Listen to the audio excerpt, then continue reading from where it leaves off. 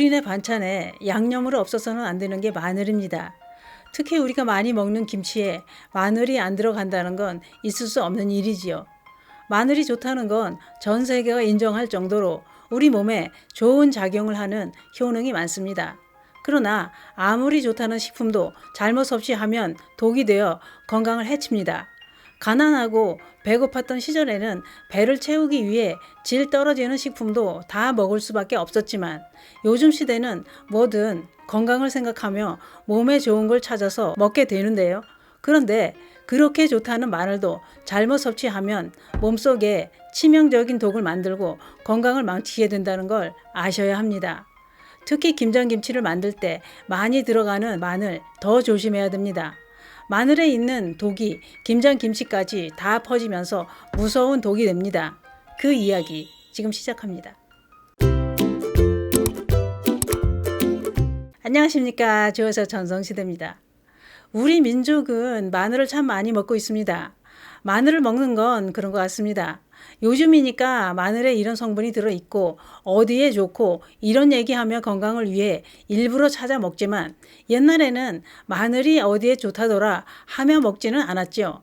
마늘은 그냥 반찬에 넣어야 맛이 나는 양념이라서 습관처럼 여기저기 넣어서 먹었습니다. 요즘에는 건강에 관심이 많아지면서 마늘도 효능을 따지며 섭취를 하고 있습니다만 우리는 오랜 세월 마늘을 습관처럼 먹었고 마늘 맛에 길들여져 있었습니다. 그런데 알고 보니 마늘이 어마어마한 건강식품이었습니다. 마늘은 세계 10대 건강식품으로 선정돼 있습니다. 마늘은 다양하게 음식에 넣어 먹기도 하지만 건강기능식품으로 개발해 꾸준하게 먹고 있죠. 마늘의 알리신은 페니실린보다 더 강한 항생제라고까지 합니다. 마늘의 주 성분은 유황화합물인 알린이라고 하는데요. 이 알린은 향은 없습니다. 그런데 마늘 조직이 상하게 되면 알리나제라는 효소가 알린을 알리신으로 전환시켜 마늘 냄새가 나게 되는 겁니다. 마늘의 알리신 성분은 강력한 항균 작용을 합니다. 그래서 식중독이나 헬리코박터 파일로리균을 제거해 줍니다. 고대 이집트에서는 마늘을 기생충 약으로 사용하기도 했습니다. 또 페니실린이나 테라마이신보다 강력한 살균 작용을 한다고 알려져 있습니다.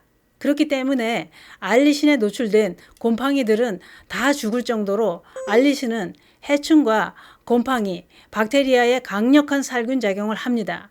그러면 마늘에는 곰팡이가 생기지 못할까요? 그렇게 곰팡이가 죽을 정도로 살균력이 강한데 마늘 앞에서 곰팡이가 까불다 죽으려고 어디다 발을 붙이나요? 그런데 다들 아시겠지만 마늘에도 곰팡이가 생깁니다. 마늘은 미국 국립암연구소가 추천하는 첫 번째 항암식품입니다. 그런데 문제는 마늘에 발암물질이 들어있다는 겁니다. 이게 뭔 얘기일까요? 그것은 멀쩡한 마늘이 아니라 마늘에 핀 곰팡이 때문입니다.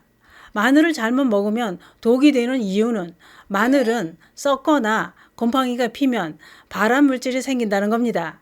마늘에는 페니실륨이라는 곰팡이가 잘 생긴다고 하는데요.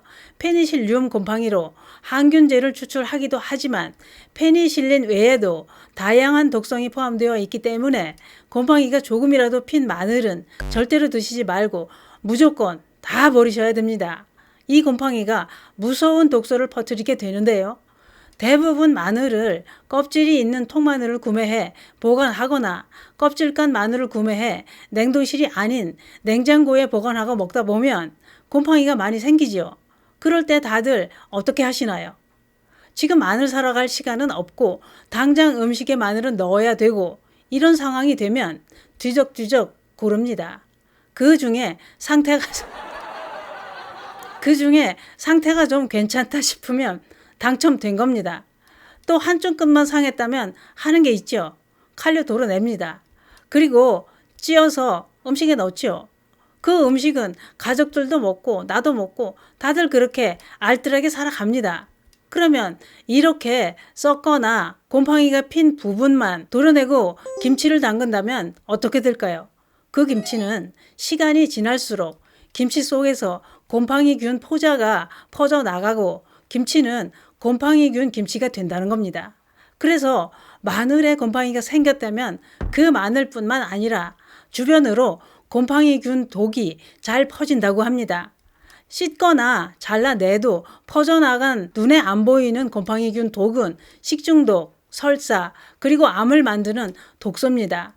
아플라톡신 독소는 가열해도 사라지지 않습니다. 그렇기 때문에 썩거나 곰팡이가 핀 마늘은 아까워도 무조건 미련 없이 다 버리셔야 됩니다.